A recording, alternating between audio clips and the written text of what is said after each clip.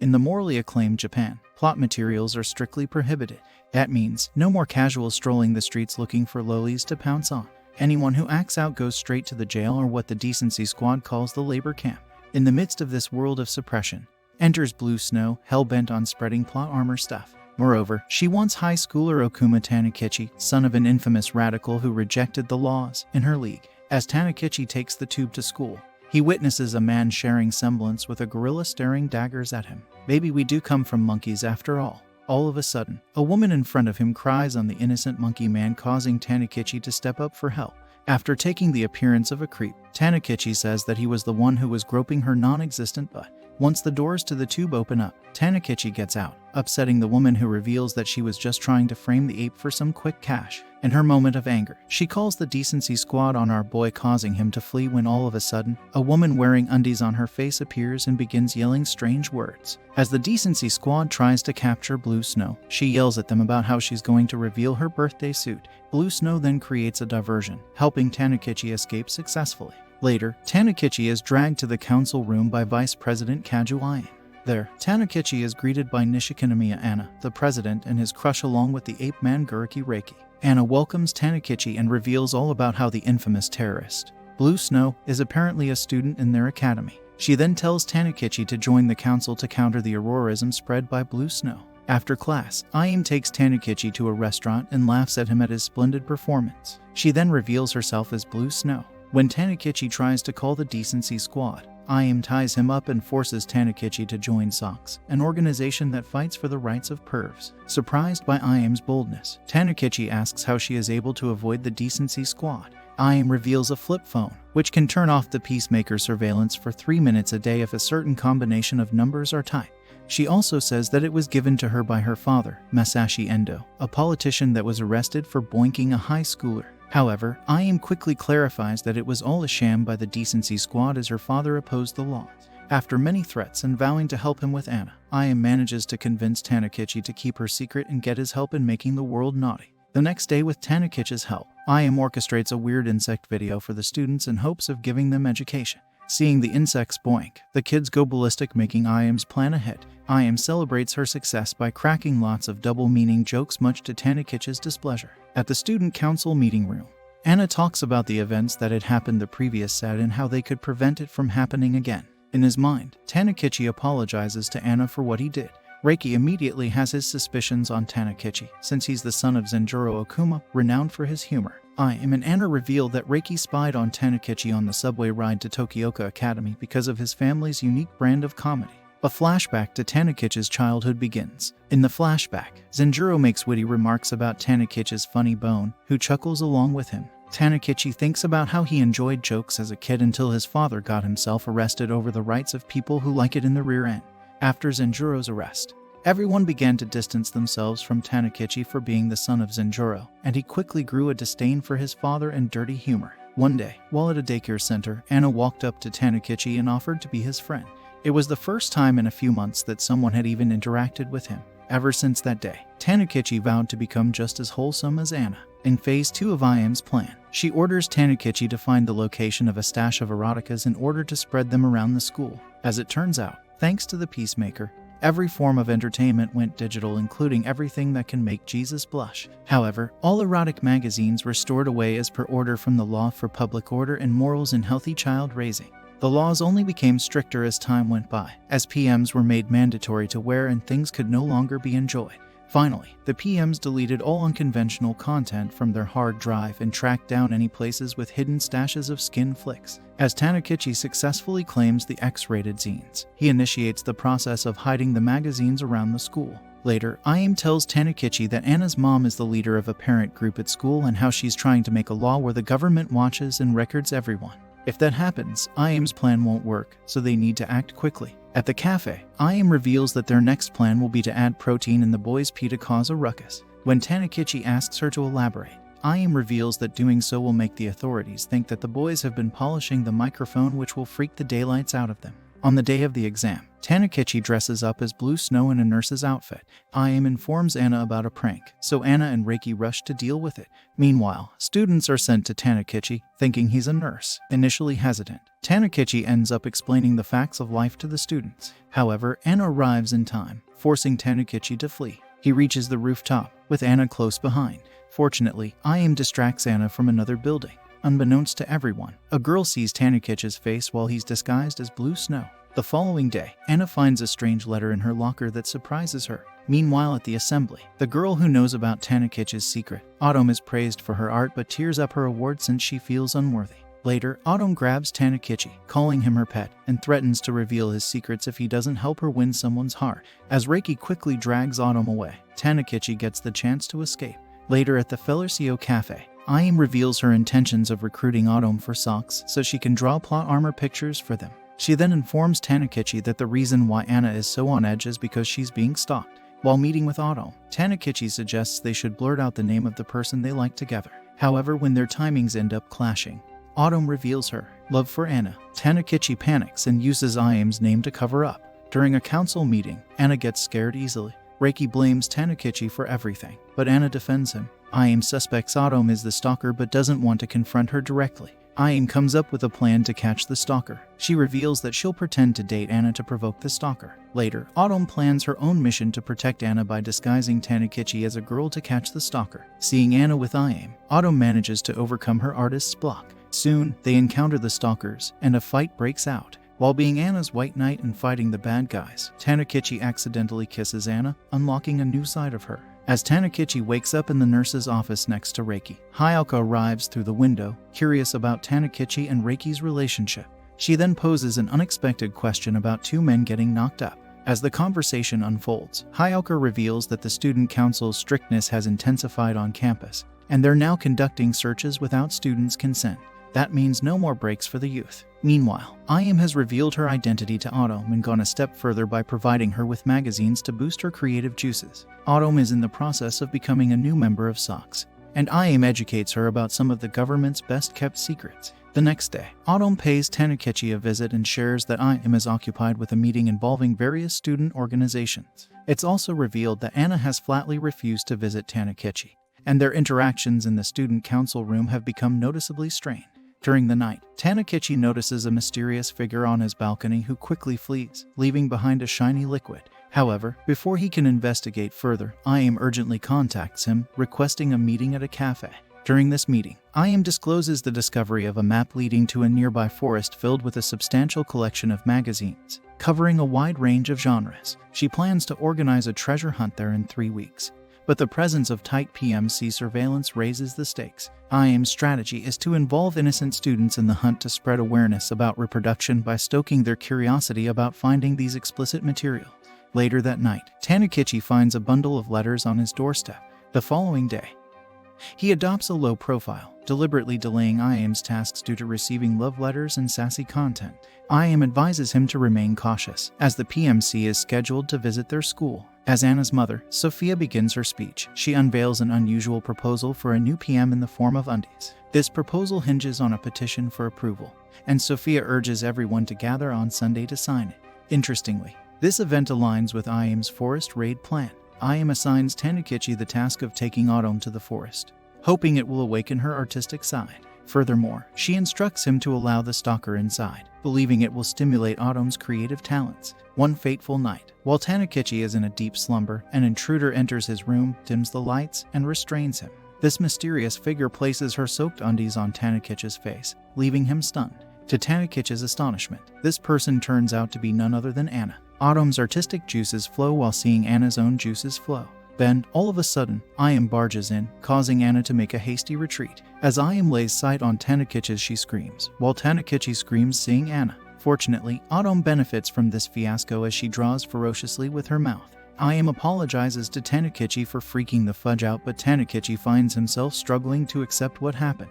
Autumn tries to bring him back to reality by showing him Anna's left-behind stuff. Later, Anna presents cookies to I.M. and Tanukichi, but Tanukichi finds them strangely flavored. Turns out, Anna had decided to let her creativity and juices flow in the cookies. The next day, Tanukichi hides illustrations at school, but Anna corners him. She tries to make him consume her liquid, but he manages to escape. Tanukichi continuously evades Anna's pursuit for several days, even dropping the map in the lab, which is later found by Hayaka. Tanukichi vents his frustration to Im about his inability to complete tasks due to Anna's relentless pursuit. As the day of the petition arrives, Im decides to retrieve the magazines herself, despite Tanukichi suggesting they give up. Surprisingly, Hayaka leads a group of curious students to the forest, while Sophia and her team stand alone at the petition site. Guards chase boys, while girls search for the magazines. Anna confronts the blue snow, and a fight ensues. Tanukichi contemplates letting Im get caught to free himself from Socks, as he joined the academy to become pure like Anna.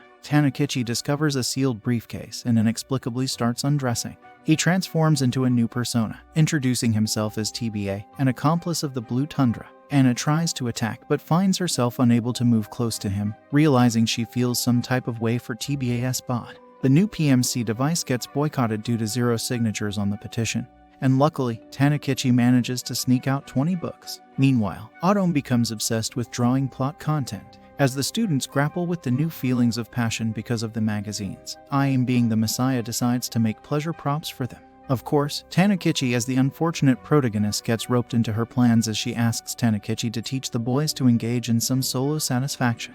Im goes on to say that the girls can learn from Autumn's drawings. During their conversation, Im reveals her childhood dream of making a buzzinator. Inventing bedtime buddies is the new bright dream. Since she's too dumb to do that, Im asks Hayaka for help. Hayaka tells Tanukichi that she's finished making the buzz buddy, but when he tries to get it, Tanukichi finds Hayaka dressed in a revealing way and asking to see his one-eyed wonder as a reward. Tanukichi refuses and tries to take the buzz back. Anna comes into the room and misunderstands the situation, thinking Tanukichi is chasing the woman. He manages to convince Anna that he was just asking Hayaka for gift advice, and Anna unwittingly accepts the invention as a present, wearing it like a necklace. The next day, Im accidentally breaks the other Mr. Buzzer while testing it on vegetables, so they have none left. Anna calls Im and Tanukichi to the school over the weekend for some tasks, but Anna's pendant starts vibrating because of the broken remote in Tanukichi's pocket, making the woman go bonkers. As Anna's inner succubus takes over, Tanukichi manages to escape and goes to Hayaka's lab to get it fixed.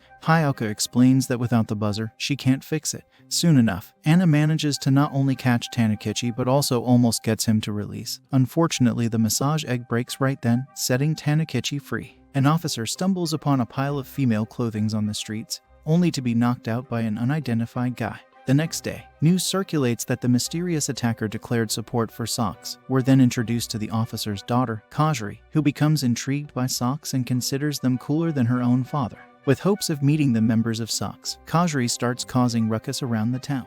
In the span of 4 months, Im made deals with several notorious organizations, exchanging loot from the forest for high-quality magazines.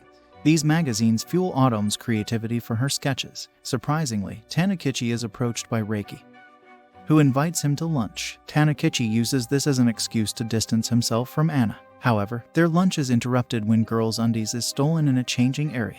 As the members of the student council, Im and Tanukichi are assigned to spy in the dressing room, while Tanukichi waits alone. Anna approaches him with plot intentions, but Reiki intervenes, saving Tanukichi's honor. Concerned about Im's delay, Tanukichi investigates the changing room and discovers Hayaka hiding a magazine.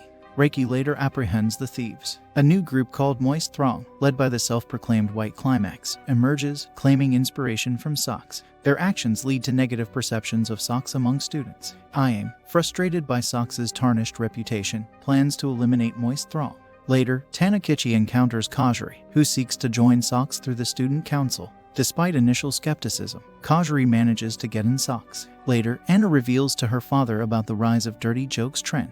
He assures her that he has a new idea to help her. Tanukichi wakes up to find Kajiri sleeping next to him, and a pissed Anna holding a knife and a carrot. To avoid a yander Anna, Tanukichi lies, claiming that Kajiri is his visiting sister. Kajiri plays along, and they manage to convince Anna.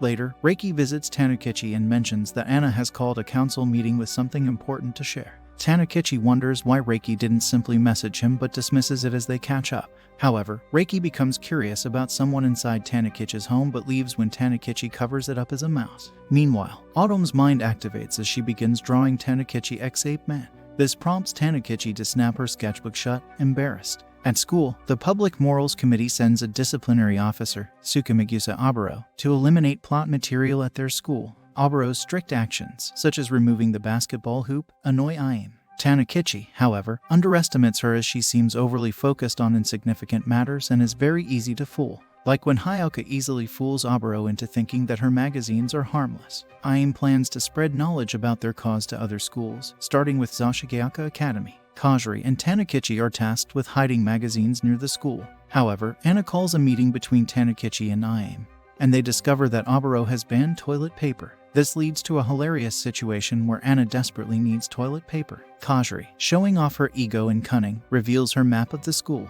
Ayame compliments her work, which fuels her ego, prompting Kajiri to degrade Tanukichi. When Tanukichi tries to oppose her, she threatens him and shares her devious tactics against the student council. On the other front, the disciplinary community is effectively working, leading Ayame to declare war. At the Sox meeting, Ayame announces that the only way to apprehend the undies thieves is by luring them to a trap. She reveals that for this plan, they'll use Tanukichis and dives in about how during this time of the year, undies give off a specific stench that attracts the thieves. For the plan to work, Ayame divides the teams into two. Autumn and Kajiri's team will be called Team Sausage, and they'll be distributing dirty magazines, while she and Tanukichi, Team Peach, will apprehend the thief.